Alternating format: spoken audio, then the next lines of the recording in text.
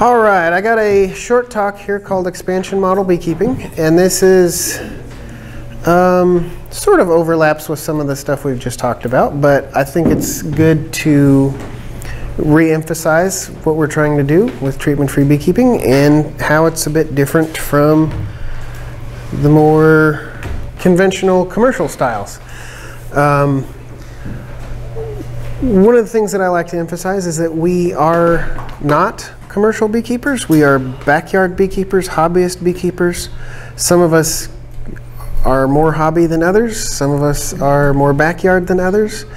And invariably there's one or two in a group that will want to move into, you know, a sideline operation or even a commercial operation eventually, which is fine. But for most of us, our methods are, my thesis anyway, is that our methods are going to be a little different than commercial methods, because we have this idea in many things in our culture that people we judge as the most successful are the people who make the most money doing something, right? And so in commercial beekeeping, the big commercial beekeepers with tens of thousands of hives who pollinate and do all that stuff, they tend to be what we judge as successful, and they do things totally different than we do as backyard beekeepers. You know, we don't haul our hives around. We're not, virtually all of us have other jobs. Beekeeping isn't our main source of income or a source of income at all. So my thesis is that we should do things a little differently. We are not commercial beekeepers, so we should not keep bees like commercial beekeepers. So expansion model beekeeping is my focus on trying to in treatment-free beekeeping, sometimes you'll hear people say something like trying to outbreed the mites. Some people think that the reason Africanized bees are successful with mites is because they swarm and they reproduce and they outbreed the mites, which is to a certain extent true. We can't really do that. It is unlikely that Africanized bees will make it this far north because of their inability to overwinter. However, we will undoubtedly eventually receive certain Africanized genes, and this is kind of a side point, but so it is I believe it is our responsibility as backyard beekeepers to deal with mean hives, to requeen them or combine them with other hives, or in some way euthanize those mean genetics. That's a separate side issue. So if you have a mean hive, again, that goes back to the rule of have fun. If you're not having fun, you're getting stung all the time, don't do that. That's not cool.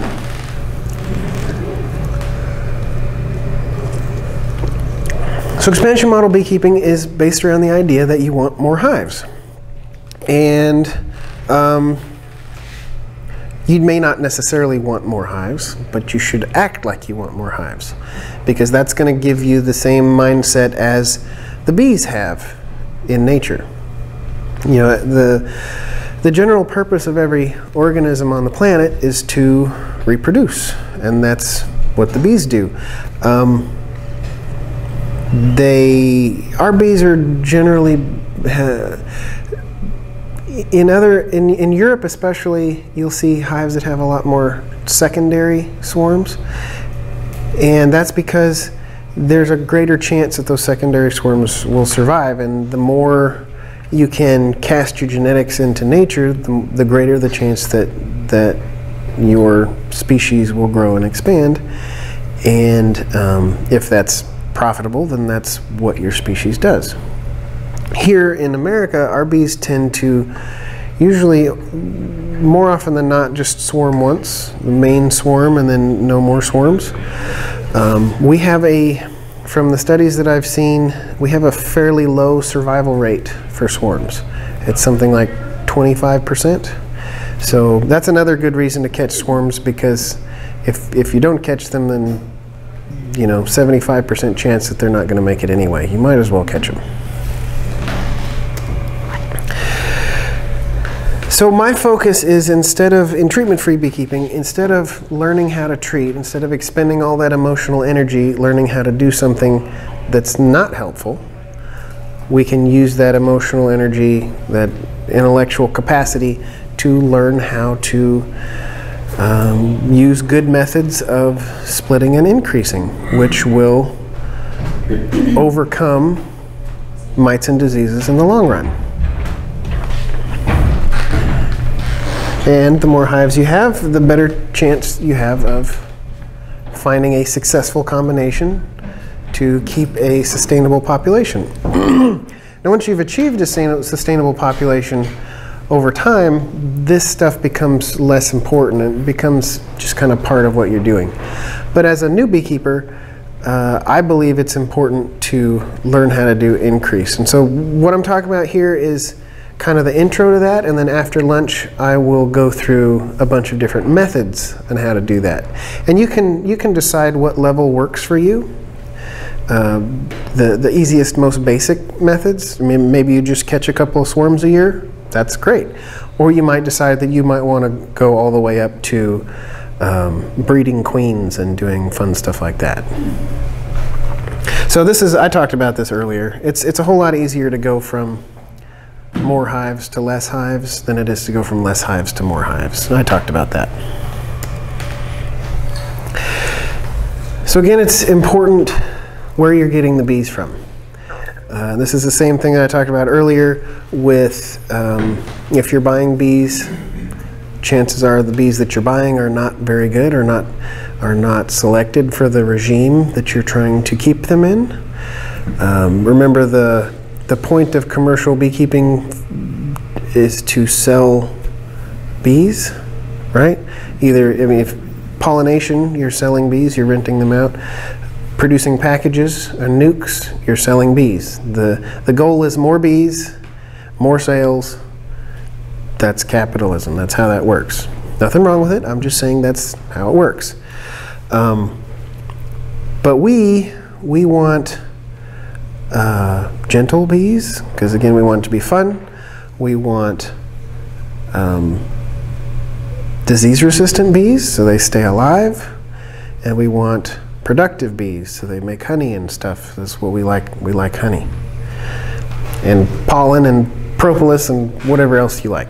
Wax, yeah. I would probably also add we want bees that are overwintered stock, so they can continue to be overwintered. Yeah, like here we kind of have a long wet winter, and so we want bees that can deal with a long wet winter. And so if we're bringing in bees from, you know, when I bought mine was from Conan and Sons in Orland, California. My climate in Southern Oregon is a whole lot more similar to Orland, California than yours would be. So buying bees from down there is not a good plan. Just because they don't deal with the same winter, they don't deal with the same summer, they're not foraging from the same flowers and trees. So get your bees from swarms, number one. Your own splits. If you want more hives, maybe talk to one of your friends. Say, hey, could I buy a split from you? And they might think, well, I'd like to buy a couple more boxes. Maybe, yeah, I could do that. And so we can all get what we want. Win-wins are good for everybody, right? And no Southern commercial packages. Here's one way you can think about it. I'm not saying you necessarily have to. This might even be a little overkill, but if it's worth doing, it's worth overdoing. So if you wanted to be a commercial beekeeper in 5 years, what would you do? You'd be splitting as much as you could.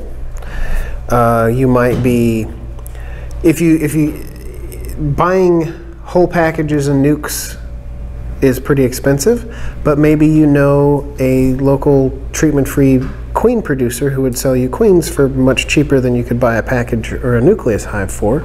And so you can split your hives and put a new queen in there. That's one of the quickest ways to increase your numbers, and that's what most, I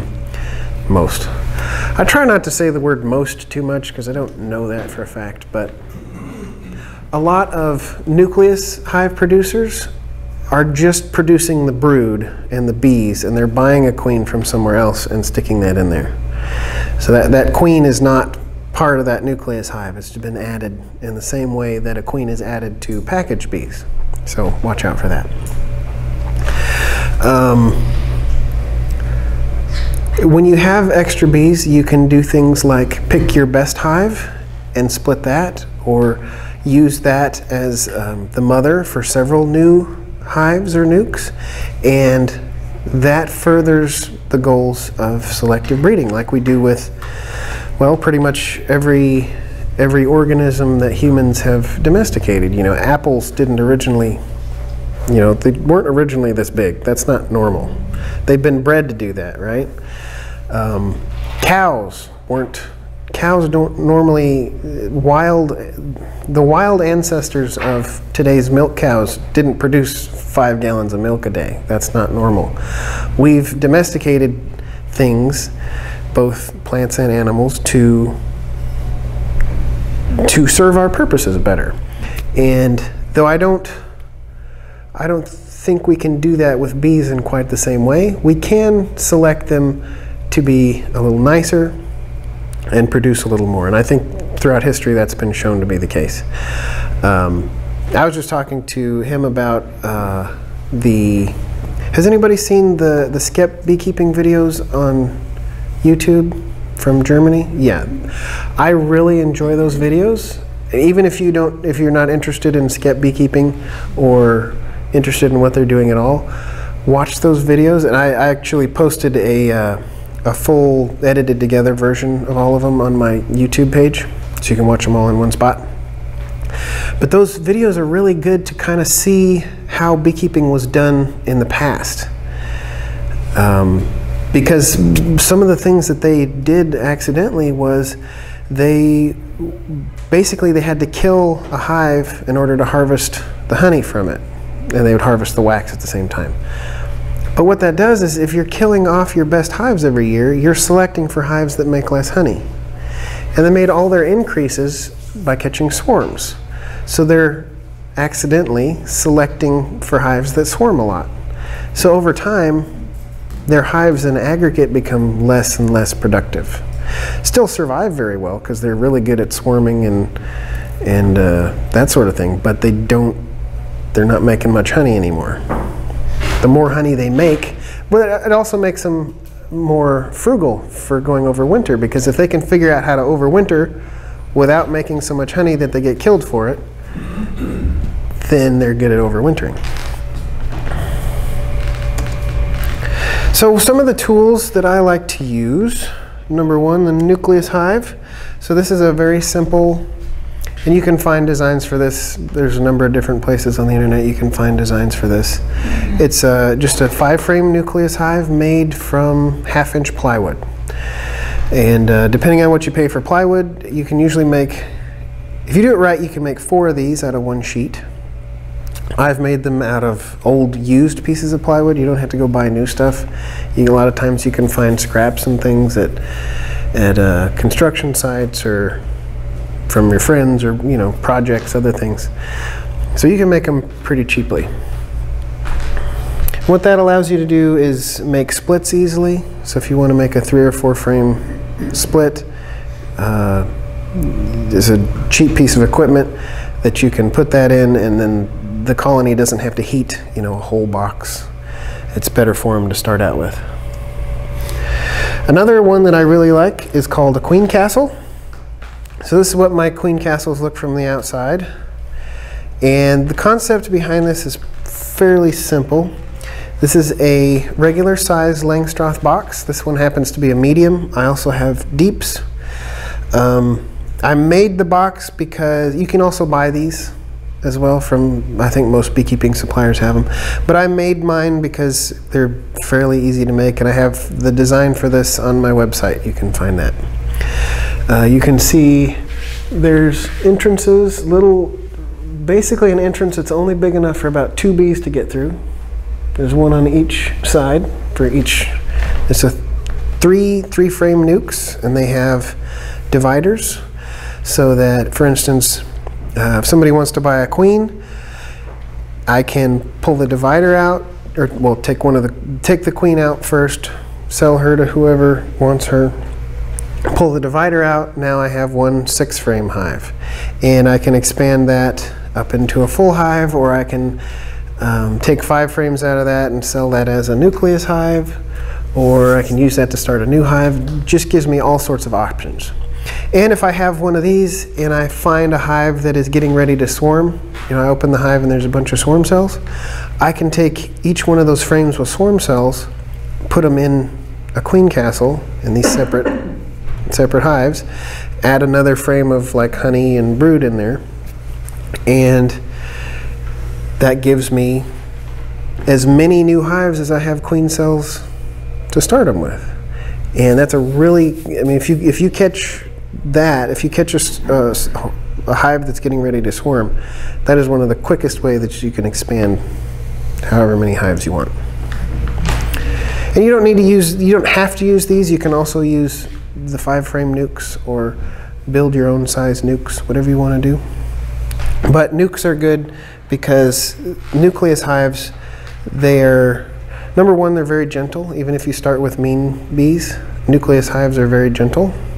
I don't know exactly why that is, but one of the things I did one time, when I was in Arkansas, this lady came over from Oklahoma to buy some queens, and I had forgotten that she was coming over, and so I was just sitting in my living room, I think watching YouTube or something, and she knocked on the door. I was like, oh shoot, I forgot. And so I ran out there in shorts and t-shirt and got the queens out of the hive, and I was like digging through the hive because I couldn't find the queen. It's a 5-frame nuke. And the bees were fine. They didn't get stung at all because nukes are gentle. And it turns out the queen was actually sitting on the inside wall of the hive, so I'm like looking at each frame, can't find her, can't find her, can't find her. Eventually I looked down in the box and there she was down inside. But the lady that bought the hive from me was very impressed that my bees were gentle enough to manhandle that much in just shorts and a t-shirt. Which my hives I don't like to have mean hives anyway. But oh, the other thing you can do with nukes, which I'll tell you later. It's part of the other talk. Don't want to overlap too much. And then swarm traps. And we'll talk about swarm traps later on, about how to build a good swarm trap. If you check out my website, I have a full page on all the ingredients for a good swarm trap, how to make one. And I'll talk, my last talk today, I'll do that also. So those are the 3 main tools that are good for expansion model beekeeping, for treatment-free beekeepers or backyard beekeepers. I think and queen castles is not necessarily, queen castles and nuke hives are kind of an overlap, because a queen castle just is a nuke. It's just 3 of them in the same box. So however you want to do that, kind of overlap there. Nukes and swarm traps. So for the future, what do I recommend people do? Number 1, don't buy packages. I'm going to say that a whole bunch of times. If I repeat it enough, hopefully I can make a change in beekeeping. Unfortunately, there's still hundreds of thousands of packages, if not more, sold every year. So I don't know how much of a dent I'm making in that. Start somewhere. What's that? Gotta start somewhere. Gotta start somewhere. That's right. Become your own cooperative. You got a really good group like this, you can help each other out. You can, instead of blowing your money on bees from somewhere else, you can blow your money on bees from your friends. And then your friends can use that money to blow money on their beekeeping hobby. And you know, by helping each other, we can all have a lot more fun, and the whole situation will be better for the bees altogether. And keep it local. Everybody likes, Portland especially is a very keep it local city, which is good. Let's do that with bees also, yeah. Have you ever actually run into a club that does that? I mean, I've heard you talk about that before, but I've never seen a club do that. Yes, I have seen a few clubs do that. Let's see. There's a couple of clubs. One that I visited in St. Louis last fall. They're setting up like a club breeding program to make nukes, and also the one that I visited last year in Virginia, Central Virginia, the Shenandoah Valley Beekeepers Association. They were doing something like that, but that was more of a full club thing. I'm just thinking more of like a more, what's a good word? Grassroots. I don't want to use the word anarchist, but grassroots. Yeah, a more informal. But there's a mixture of both. There's a lot of times in a group you'll have one or two people who are more into beekeeping than everybody else, and they'll sell what they have among the group, which is good. But yeah, it's not everywhere. You know, each group has its own personality, just like each person does. Each tribe, each community, it's like that.